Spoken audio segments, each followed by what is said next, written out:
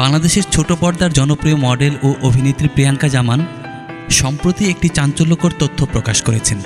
তিনি জানিয়েছেন এ পর্যন্ত 5 বার দুবাই ভ্রমণ করেছেন এবং সেখানে অনেক নামিদামি ব্যক্তি ও শেখেরা তাকে বিয়ের প্রস্তাবও দিয়েছিল। প্রিয়াঙ্কা জামান জানিয়েছেন দুবাইয়ের শেখরা তাকে তাদের 5ম স্ত্রী করার প্রস্তাব দেন, কিন্তু তিনি বিন্দুমাত্র দ্বিধা না করে সেই প্রস্তাব ফিরিয়ে দিয়েছেন।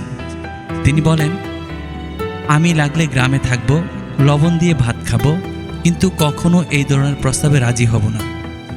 শোবিজ অঙ্গনে অনেকেই বিলাসবহুল জীবনযাপনের জন্য বিত্তশালী ব্যক্তিদের সঙ্গে সম্পর্ক গড়ে তোলার পথে হাঁটেন, কিন্তু প্রিয়াঙ্কার এই সিদ্ধান্ত সত্যি ব্যতিক্রমী।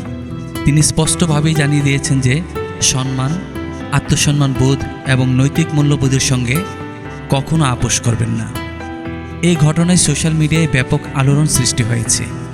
অনেকেই তার সিদ্ধান্তের প্রশংসা করেছেন এবং বলেছেন প্রিয়াঙ্কা প্রমাণ করলেন সম্মান ও আত্মসম্মান বিলাসবহুল জীবনের চেয়ে মূল্যবান।